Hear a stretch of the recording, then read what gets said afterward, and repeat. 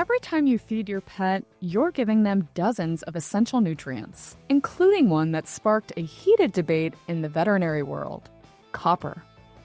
This common mineral, found in everything from shellfish to nuts and seeds to organ meats like liver, helps our bodies and our pets' bodies function in countless ways. But recent claims that copper in commercial dog food could be causing harm to our canine companions has left many pet parents wondering, should they be worried? This has led to a critical question. Are we feeding our dogs too much copper, or is there more to the story? Today's episode dives deep into the copper controversy, from the op-ed that started it all in 2021 to an unprecedented retraction in veterinary medicine's most established journal. We've spoken with a great group of leading veterinarians, nutritionists, and researchers to separate fact from fiction and help you make informed decisions about your dog's diet. Welcome to Barking Mad, a podcast by BSM Partners. I'm your host, Jordan Tyler. So this controversy stems from a group of veterinarians who reported a perceived uptick in copper-associated hepatopathy, which is a type of liver disease in dogs. This op-ed, or opinion editorial paper, came out in the Journal of the American Veterinary Medical Association, or JAVMA, in 2021. And we'll get into the details of that article and another involved in this controversy later in the episode. But if you think back to the DCM debacle of 2019, there are some eerie parallels between these two conversations. Both involved a group of vets who thought they saw something and decided to speak up. And both times, these groups generally lacked the scientific data needed to substantiate their claims. In the case of DCM, there was no hard and fast data to show that the incidence rates of dilated cardiomyopathy, the heart condition in question, were actually on the rise. And now we're seeing the same thing with this more recent copper conversation. Point blank, there is not sufficient research in dogs to fully understand how much copper they need, let alone how much copper is optimal for a particular breed, or at what level they could become deficient. In the case of DCM, grain-free dog foods were the scapegoat, even though research conducted by BSM Partners over the last several years proves this heart disease is multifactorial, meaning there are many factors at play, and there is still so much to study before we can confidently say we've gotten to the bottom of the issue. And similarly with copper-associated hepatopathy, copper levels in dog food are being demonized, even though research needed to set science-based recommendations for copper levels in commercial dog foods just does not exist. So how can we possibly know? And further, why would we make sweeping changes based on conjecture and without knowing if it will benefit or harm our canine companions? I was chatting about these parallels with a friend, and she literally said, "So this has happened twice? That's crazy." And I couldn't agree more. So at the very least, this episode is an opportunity for pet parents to understand all the factors at play when it comes to copper in their dog's food, as well as a call to action for the pet food industry to fund and facilitate research so that we can ensure the nutrient recommendations that they adhere to are truly based in science and not on assumption. So let's get into it. Is the copper in your dog's diet silently causing them harm? To understand this, first we must understand what copper is, where it comes from, and how limitations to our current understanding of safe copper levels in dogs have led to a contentious conversation among pet and veterinary professionals. Well, copper is a trace mineral that's required by all living organisms, and it's really essential for a multitude of bodily functions, including respiration, connective tissue formation, iron metabolism, and neurological functions. So it's really cool because its ability to form tight complexes with organic molecules makes it ideal to be a cofactor in many enzymes involved in all of these processes. And so you ask where it comes from. And ingredients typically used in pet food that provide copper include liver, which is actually the main storage site in mammals for copper, some fish, some whole grains, and very specific copper sources such as copper sulfate. So that's where most of our pet food is getting their copper from. And common symptoms of copper deficiency in dogs include anemia, weakened immune function, skeletal abnormalities. And the reason this happens is that copper deficiency affects all of those enzymes I spoke about earlier, all of those enzymes that require copper to work in the body. So when they no longer have it, that's how these deficiencies show up. So we call these trace minerals because they're fed in very, very small amounts. But actually, they play these huge essential roles when it comes to nutrition. But they don't operate alone. Dr. Aldrich mentioned copper is a cofactor in many enzymes. And by this, she means copper serves as a catalyst for tons of different processes in the body that keep our pets healthy, happy, and comfortable. A deficiency in copper would create a chain reaction in the body. And since we know copper is integral for all these different systems in the body, it's imperative that we approach any potential adjustments with extreme caution. For example, by lowering copper levels in dog food across the board, which is what researchers are suggesting, and we'll get into that a little bit more later, we could be setting up perfectly healthy dogs to have deficiencies in copper down the road. So making changes now without all the knowledge needed to inform those decisions is essentially putting a Band-Aid on one problem while potentially causing another. I'm kind of rambling, but Dr. Aldrich, coming back to what copper is and what it does in the body, could you elaborate a little bit more on the interplay between copper and some other trace minerals that a pet gets through its food? So copper is very excitable. It's one of the few ones that is very excitable, which is why it's required in so many of these enzymes in the body. So what it can do, it has its cup of coffee basically in the morning, and it takes its electron. It can donate or take an electron. And so it's one of the few that can really bind, like I said earlier, those tight complexes because it can latch on pretty tightly. But once it's done, it can release. It can really move energy is really what I'm summing up. I think one of the things that makes copper so unique is that it plays a role as an antioxidant in copper zinc superoxide dismutase. But if it's left on its own devices, it's actually a pro-oxidant, which is why it can be so damaging to cells. But its main role in these enzymes is to help neutralize free radicals. So it's very important in the body. That's just one of many, many functions that it has. So if you're unfamiliar with terms like antioxidant and pro-oxidant, let's break that down. A pro-oxidant causes oxidative damage. Oxidation is what happens when molecules, through the loss of an electron, become unstable. This unstable state makes them what we call a free radical. And these free radicals bounce around and pretty much wreak havoc inside a pet's body, causing damage to cells and tissues. They've been linked to a variety of health defects, including cardiovascular disease, neurological issues, and even the development of cancer.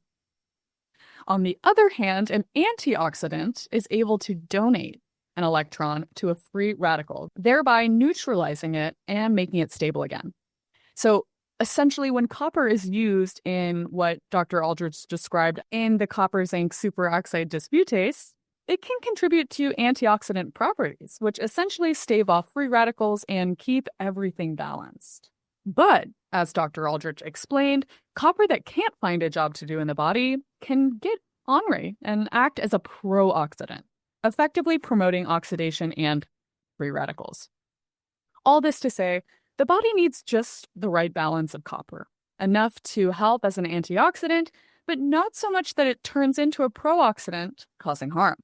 So you can see there's a really delicate balance to be struck here. Now that we know a little more about copper, let's get some background on copper-associated hepatopathy, also referred to throughout this episode as CAH. Dr. Katie Miller, Director of Veterinary Services at BSM Partners, is joining us today to shed light on what all this fuss is about.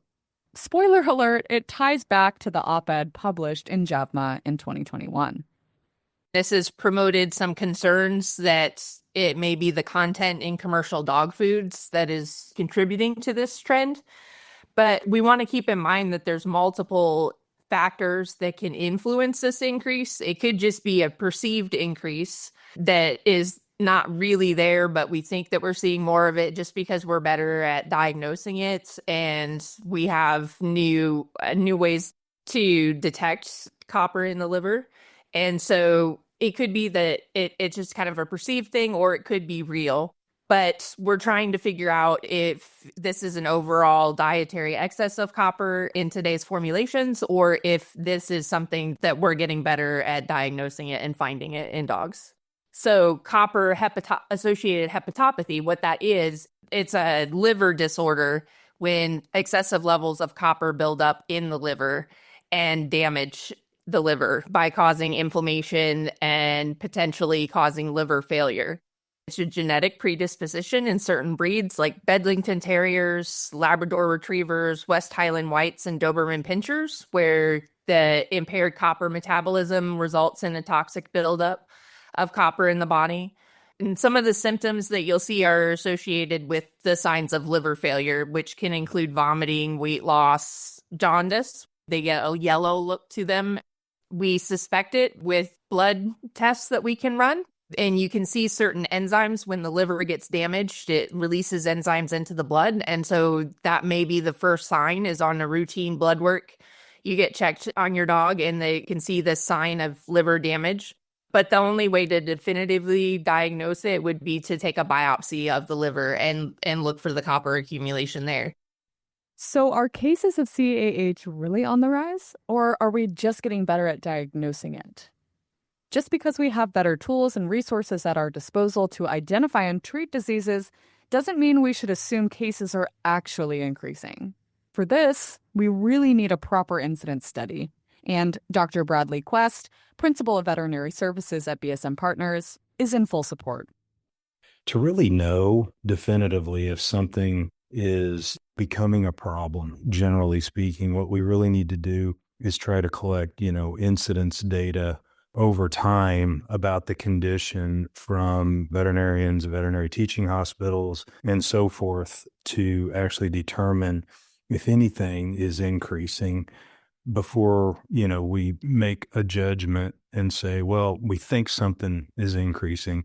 In science and in research, we love data, and really incidence data is just that as well. So I think that's one thing that we have to understand around copper-associated hepatopathy. We know it's an actual disease.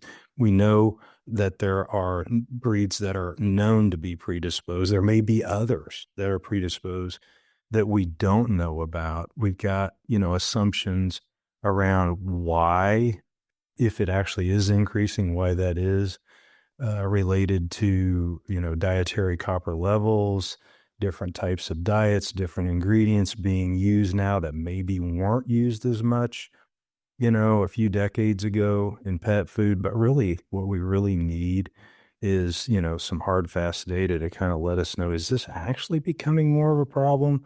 Or do we think it's becoming more of a problem just because, we may be in a clinical setting where we're seeing it a lot? So I think we just got to be careful around what we're basing conclusions and assumptions on. Speaking of being careful about assumptions and conclusions, let's dig into the timeline of events here, starting with the op-ed published in JAVMA in 2021.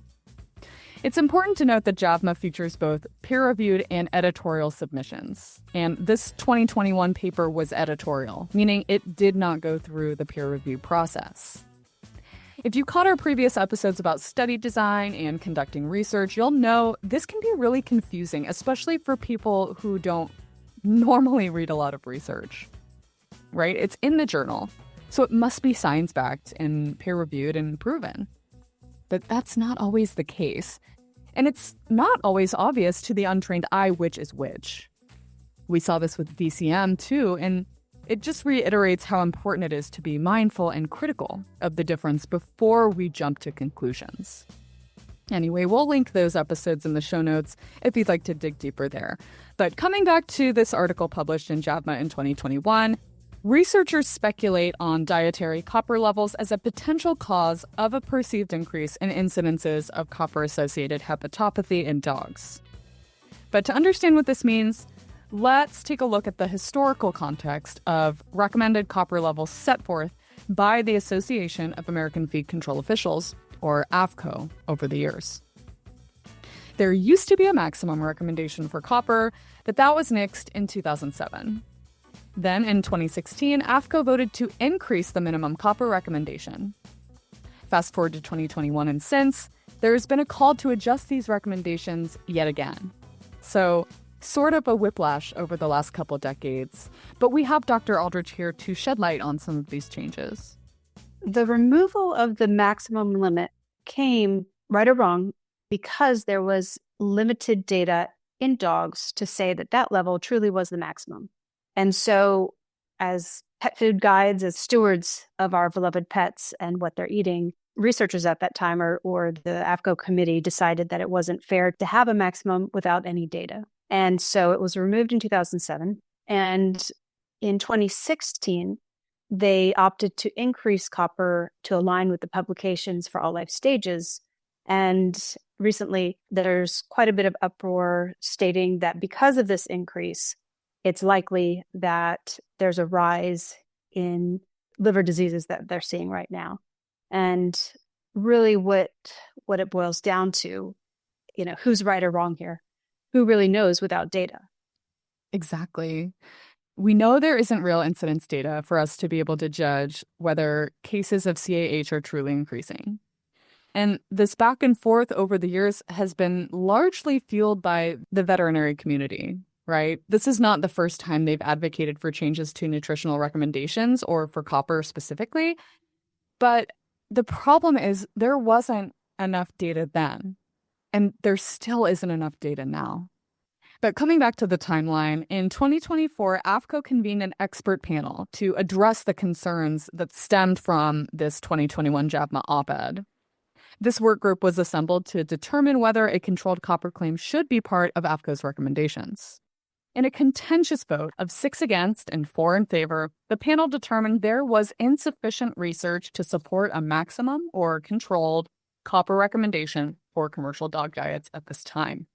When this vote came out, both the Pet Food Institute and the American Feed Industry Association, which are 2 organizations that advocate for companies and stakeholders in the pet food industry, expressed their relief, with Pet Food Institute stating, it cannot support the creation of specific nutrient claims for a disease when there isn't evidence-based science, and AFIA stating that a controlled copper claim based on arbitrary values would be, quote, ill-advised.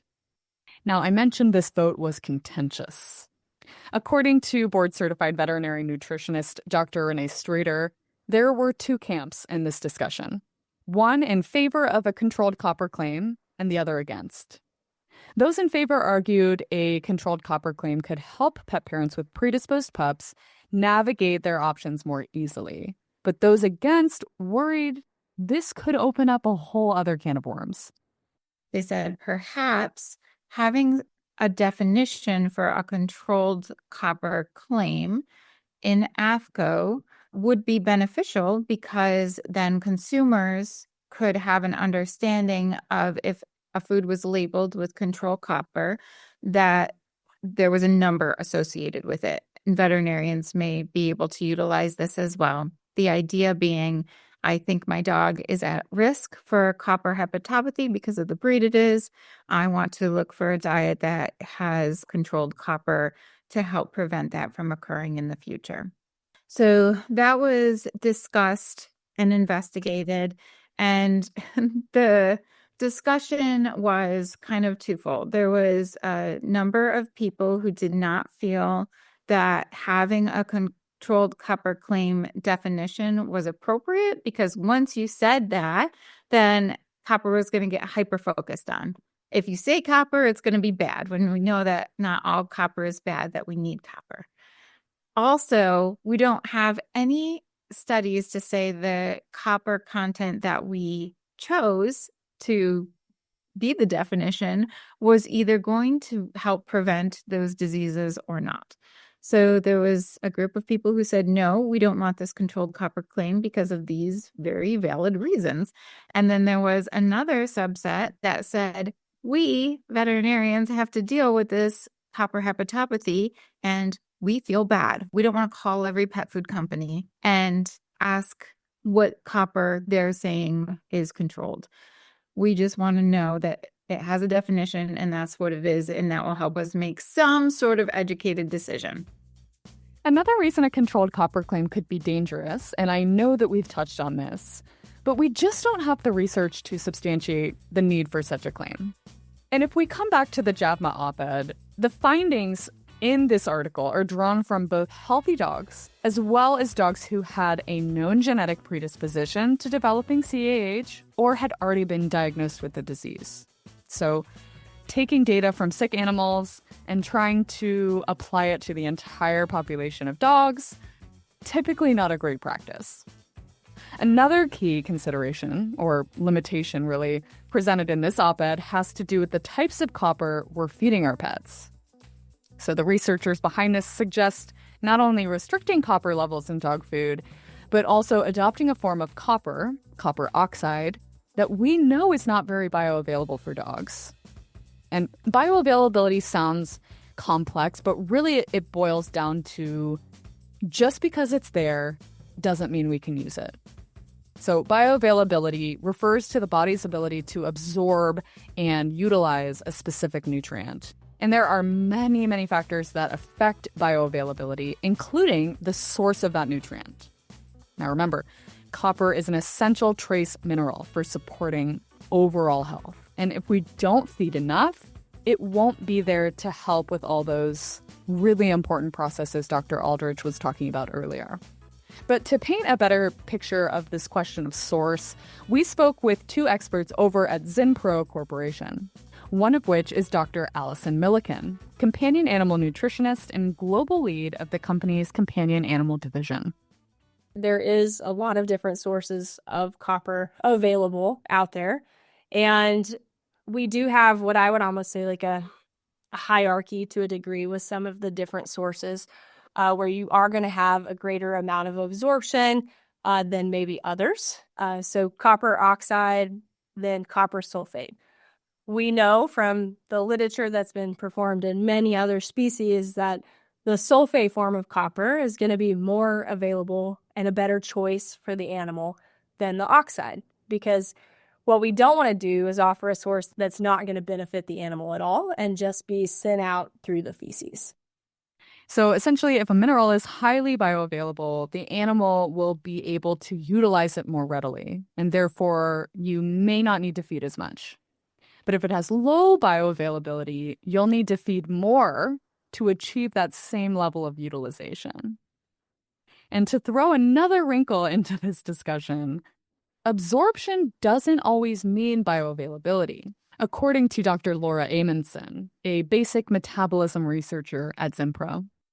And so I think it's important to keep that in mind, as well as thinking about, part of the conversation within the dog space has been some of our ingredients are inherently high in copper, but that doesn't mean that they're bioavailable. And so again, thinking through what a diet looks like from a formulation perspective and what's actually available and able to be utilized by the animal can be very different. And so I think that's another really important perspective to keep in mind when we're thinking about bioavailability of ingredients and supplement sources. As Dr. Amundsen explained, there is a lot at play here. It's not always about level. There's also the question of source. Therefore, a thorough understanding of various copper sources and how they interact with other nutrients inside a pet's body is really the only way to formulate for an optimal outcome. Now, we also sat down with Dr. Gavin Borboom, Global Category Director of Trace Minerals for ingredient supplier Trouw Nutrition.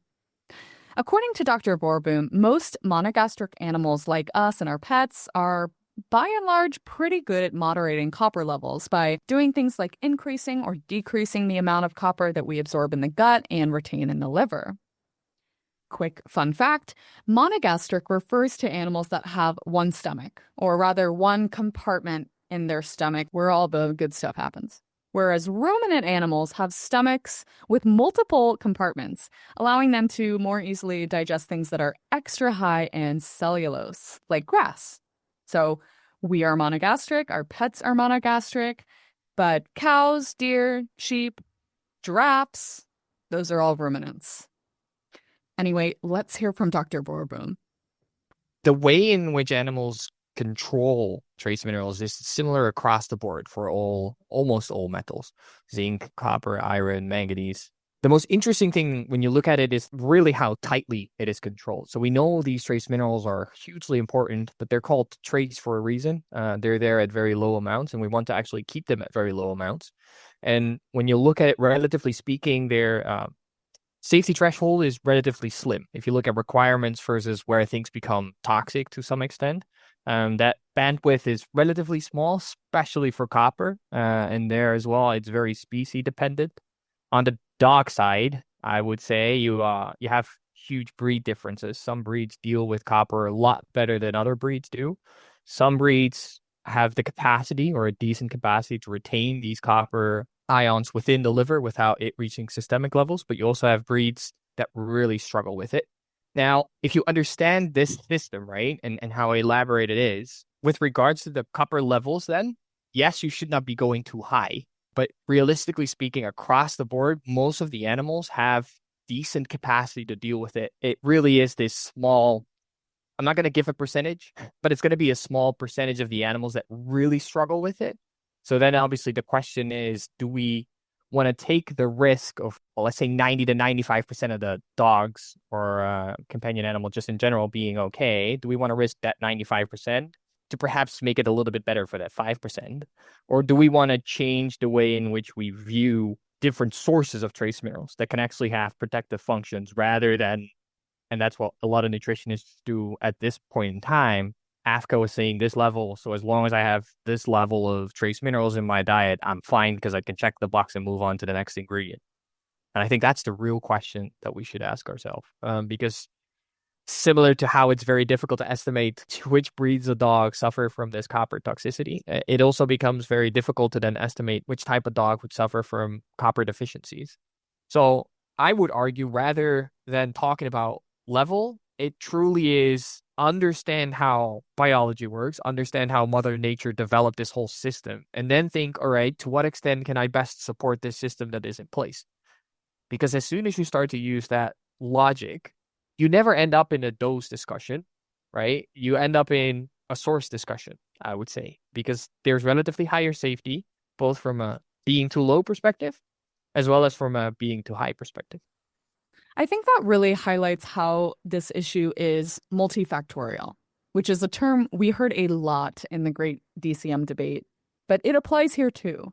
Essentially, what Dr. Borboom is saying here is you can't draw a straight line from intake to absorption.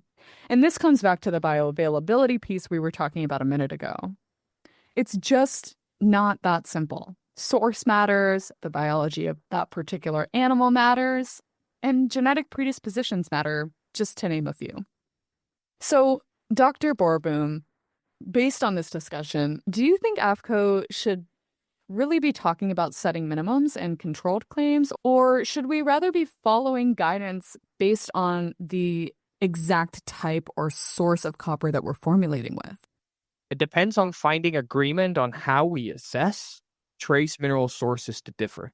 And what I mean by that is the system is elaborate, meaning that I can generate or influence the system to some extent, to such an extent, I should say, that I can show you 200% bioavailability for a particular source of trace mineral.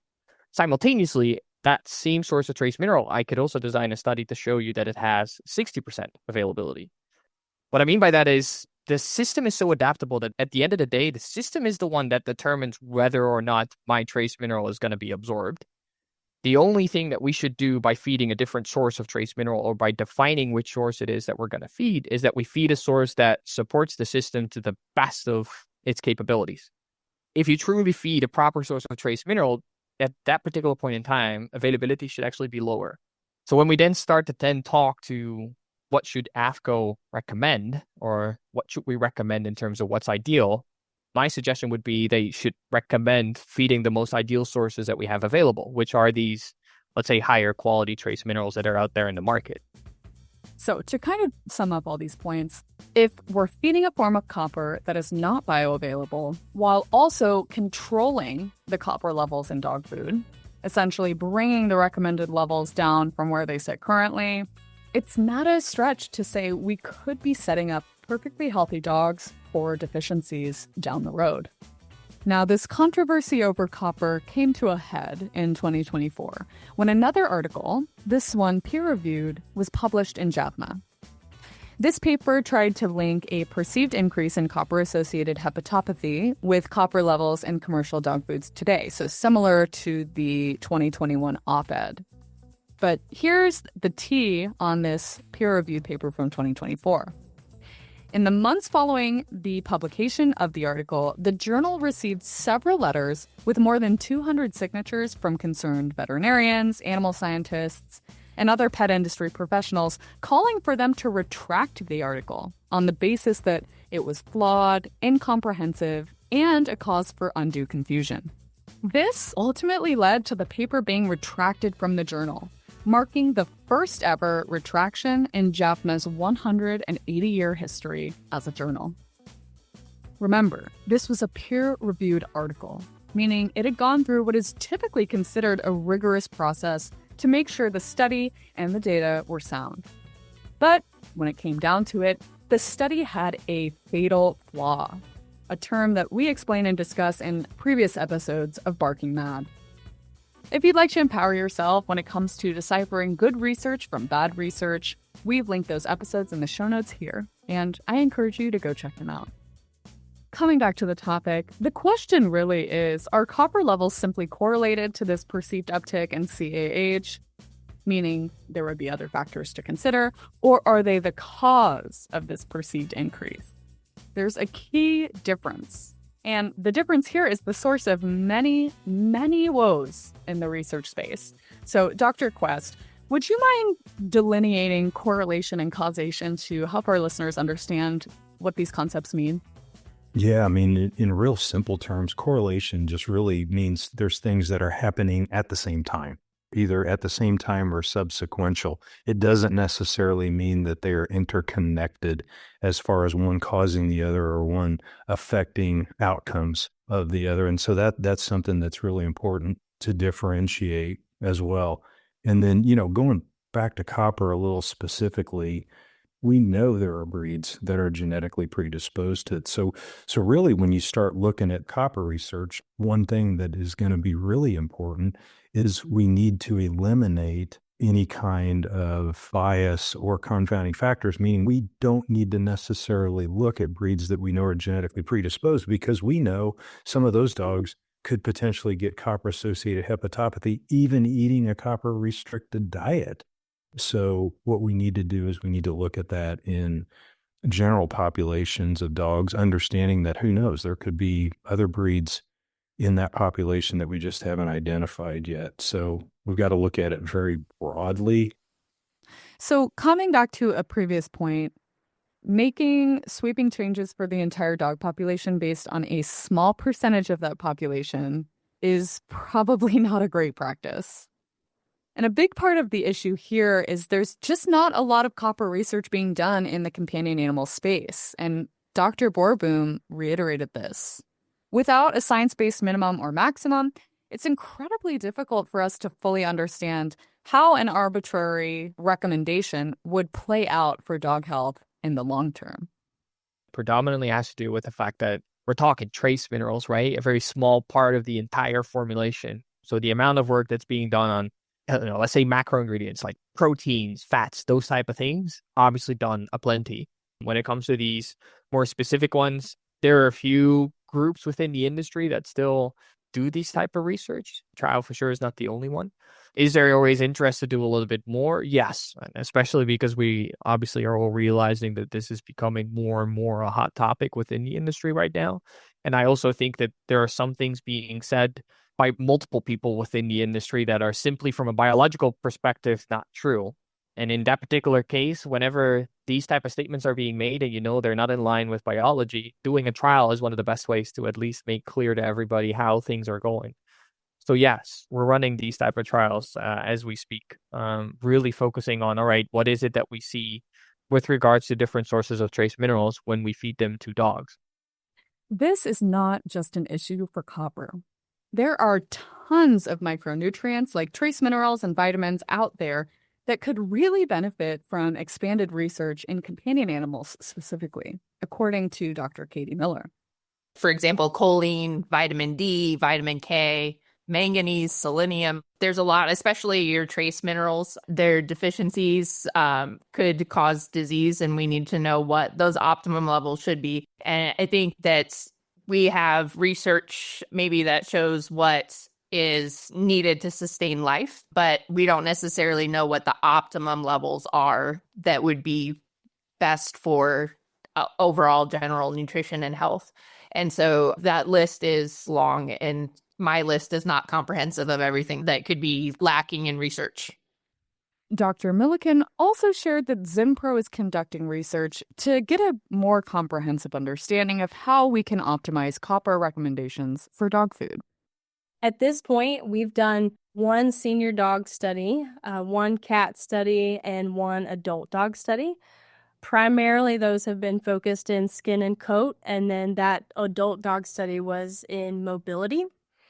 And really consistent with what we've been talking about, those studies don't look at copper in a silo. They all look at the supplementation of multiple of our minerals at our recommended levels, and then measuring those health outcomes related. Ultimately, right now, we're really trying to get that level of understanding of how our products and that mineral recommendation benefits that pet, whether that be a cat or a dog. And then hopefully, continuing to contribute to the literature. So we do currently have manuscripts for all of those projects in progress, and looking to hopefully submit those, fingers crossed, by the end of the year. I can't tell you how many conversations in the last 6 months I've had about copper and how do we address this question in the best way. And at Zinpro, we do want to support the industry in this. As we look at some of our work, it does make sense for us to still look at that collective and how we're benefiting health functions at those levels, but also work with potential other industry partners to help get at the question. And, part of our greatest challenge here is, how do we measure copper status? How do we correlate that back to the health of the animal? And can we use other models and things like that? So we've definitely spent some time exploring that as well. And while we're not looking at copper specifically alone, we're looking at it in that combination with the other trace minerals. I think it's still beneficial to, we don't have a solid biomarker of copper status, but looking at things that we can look at in dogs that we know are related to copper metabolism, and how our combination of minerals supports or, helps us understand more intimately the metabolism of copper within dogs. In our over 50 years, we have over 300 peer-reviewed published articles. We're a very scientific-driven organization and want to do the research that's going to best support the animals that we feed in the industry. At the end of the day, if you can't justify why you're adding something or the level that you're adding something, it creates more questions than it does answers. And when you're talking about something as vital as trace minerals, they're small but mighty, right? They pack a really powerful punch. And, too much is a problem. Too little is a major problem. So you really have to work with people that are, invested in doing what's best for the animal. And as an industry, we got to continue to learn what that really is for our pets. While these efforts are certainly important, more research is definitely needed. In general, the pet industry is not always great at conducting and sharing the research they do. And maybe it's lack of funding. Maybe they don't want to be put on the chopping block in the case of a lawsuit. But for whatever reason, we simply won't get anywhere without doing our due diligence and investing in the research. Now, in speaking with the BSM Partners team, a few high-priority research needs came to mind. These include the need to conduct a literature review, which, like the name suggests, is essentially a review of all the scientific papers and literature out there today to identify what gaps exist in current research and help steer us toward more targeted future research to address those gaps. Like Dr. Quest mentioned earlier, we should also be conducting real incidence studies into cases of copper-associated hepatopathy to determine if CAH is really on the rise, or if the increase is more of a perception than a stark reality. And lastly, a target animal safety study to perform prospective research on what copper levels are appropriate for healthy dogs who are not predisposed to liver issues, as well as those who are, is sorely needed so that we can ensure we're truly supporting the optimal health of all dogs through these commercial diets. I mean, really, I think a lot of it just boils down to the industry needs to fund research. There are brands that have deeper pockets that do research, and they need to be sharing that freely and fully. Sometimes they do, sometimes they don't. But overall, the industry needs to fund it. Not only is it important for the industry to conduct research, but also to take responsible, science-backed steps toward this copper controversy. For example, coming back to DCM, in that case, grain-free dog foods were linked to a heart condition on a whim, without proper science to back up the efficacy of grain-free diets in the first place or the implications made against them. We've seen this movie before. And again, it's important not to make knee-jerk reactions when it comes to the health and safety of our pets. Dr. Aldrich explains just how important it is for us to walk this fine line. You might feel there's a problem, so you do need sometimes someone to raise a flag. However, when you start changing things before you know what you're doing, it's like driving before, getting your driver's license. You don't know really where you're going to end up, and it might not be somewhere great. So I would say that we definitely need to be diligent in not crying wolf. And sometimes that can be hard when we don't have all the funding that we need to establish that. But I think if we all work together for the collective good of these pets, our pets, and specific breeds that do have issues, instead of being too much of adversaries, we will be in much better position to actually help them. And I encourage everybody to appreciate everyone's point of view and take that in mind and do the best we can together. Really, really great points about how a collaborative, science-driven approach is really the best way to get to the bottom of this issue, and so many others facing pet nutrition today.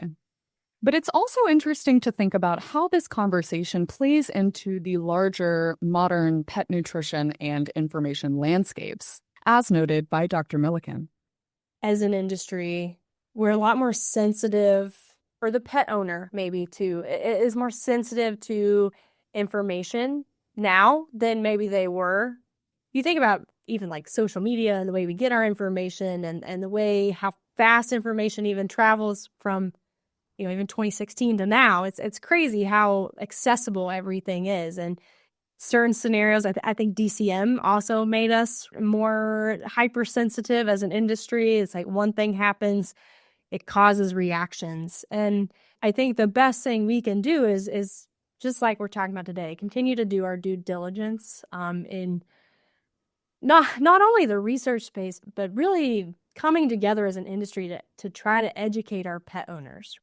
Not every person has to worry about their dog having copper issues. And so you don't want to scare people either, right? Really getting that education out there so that the people that truly need a diet that maybe has restricted copper, they know they need to get it before they end up in a scenario that's unfortunate.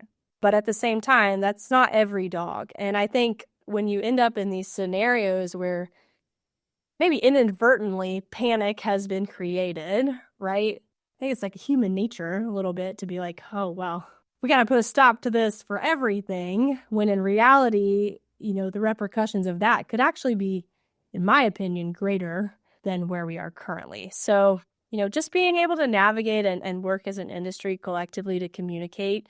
This is a personal opinion, but like even being able to kind of move on from that low copper claim, because that's a perfect scenario that could mislead a consumer.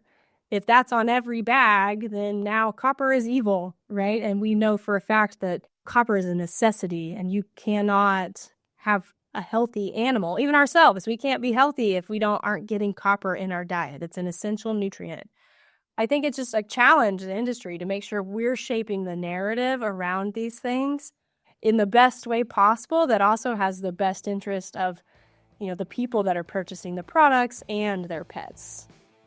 It's clear this conversation will continue as we advocate for additional research on this topic. That said, we hope today's discussion has empowered you to critically assess the science available to you. Look at the Zinpro Retraction as an example.